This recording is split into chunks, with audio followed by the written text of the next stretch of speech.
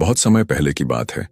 एक गरीब व्यक्ति हरिदत्त जीवन से निराश होकर एक घने जंगल में भटक रहा था। उसका परिवार भूखा था, उसकी मेहनत रंग नहीं ला रही थी और वह सोचने लगा था कि शायद उसका भाग्य ही खराब है। मैं दिन रात मेहनत करता हूं, फिर भी खाली हाथ हूं, उसने आकाश की ओर देखते हुए कहा। तभी आसमान में एक विशाल बाज चक्कर काटने लगा और कुछ ही क्षणों में वह एक सूखे पेड़ की डाल पर आकर बैठ गया। बाज ने गहरी आवाज में कहा, मनुष्य, तुम भाग्य को दोष दे रहे हो, लेकिन क्या तुमने कभी कर्म का सही अर्थ समझा? हरिदत्त ने सिर झुका लिया और कहा, मैं मेहनत करता हूं, फिर भी कुछ नहीं मिलता। क्या मेरे कर्म ही व्यर्थ हैं? बाज मुस्कुराया और बोला, सत्य को जानना चाहते हो तो सुनो, मैं तुम्हें एक कथा सुनाता हूं जिससे तुम्हें कर्म और भाग्य का सबसे बड़ा रहस्य समझ में आएगा। बहुत समय पहले एक शक्तिशाली राजा के दो पुत्र थे, विवेक और धैर्य। राजा के जन्म के समय ज्योतिषियों ने भविष्यवाणी की थी कि विवेक राजा बनेगा और धैर्य को अपना पूरा जीवन दर दर भटकते हुए बिताना पड़ेगा। विवेक ने इस भविष्यवाणी को सुनते ही अपनी मेहनत करना छोड़ दिया। वह सोचने लगा, अगर भाग्य ने पहले ही तय कर दिया है कि मैं राजा बनूंगा तो मुझे कुछ करने की क्या जरूरत। दूसरी ओर धैर्य को यह मंजूर नहीं था कि वह पूरी जिंदगी दर दर भटके। उसने युद्ध कौशल सीखा, रणनीति बनाई और जंगलों में जाकर गहरी शिक्षा प्राप्त की। धीरे धीरे उसने अपनी बुद्धिमानी और मेहनत से एक नया राज्य स्थापित कर लिया। कुछ वर्षों बाद विवेक, जो भाग्य के भरोसे बैठा था, वह अपनी मूर्खता और अकर्मण्यता के कारण अपने ही राज्य से निकाल दिया गया। और वही धैर्य, जिसे भविष्यवाणी के अनुसार गरीब होना चाहिए था, एक सम्राट बन गया। बाज ने पूछा, तो बताओ, कौन राजा बना? वह जिसका भाग्य तय था या वह जिसने अपने कर्म से अपना भाग्य लिखा? हरिदत्त चौंक गया। तो क्या कर्म ही सबसे बड़ा है? बाज ने सिर हिलाया। भाग्य वह बीज है जो तुम्हें मिलता है, लेकिन कर्म वह पानी और धूप है जिससे वह बढ़ता है। अगर तुम बीज को सींचो नहीं तो वह कभी पेड़ नहीं बनेगा। हरिदत्त ने बाज से पूछा, अगर कर्म और भाग्य दोनों जरूरी हैं तो मैं अपना जीवन कैसे बदल सकता हूं? बाज ने उसकी परीक्षा लेने के लिए उसे एक रहस्यमयी कार्य सौंपा। उसने कहा, आगे बढ़ो, तुम्हें 3 चुनौतियों का सामना करना होगा।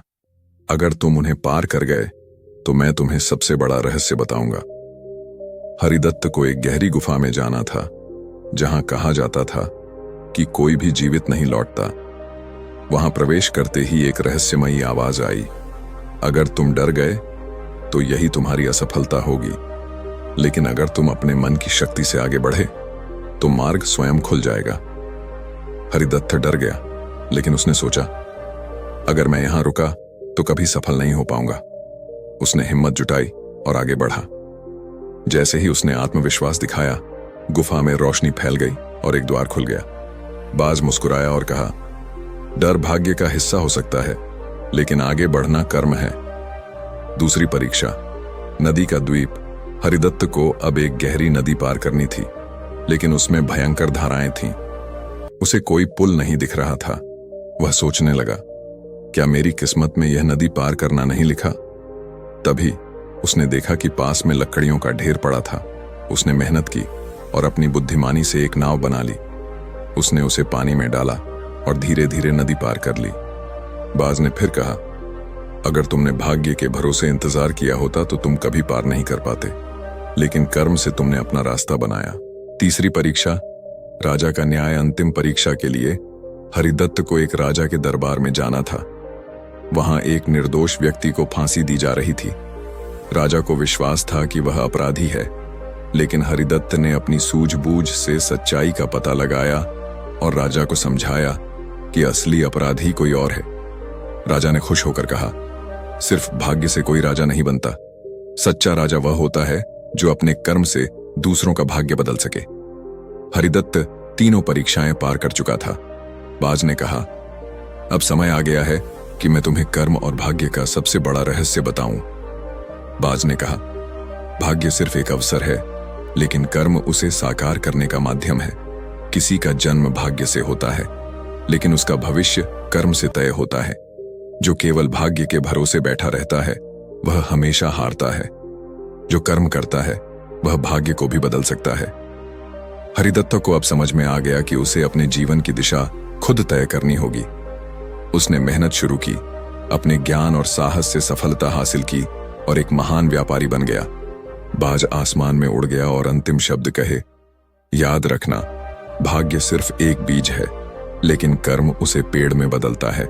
यही कर्म और भाग्य का सबसे बड़ा रहस्य है।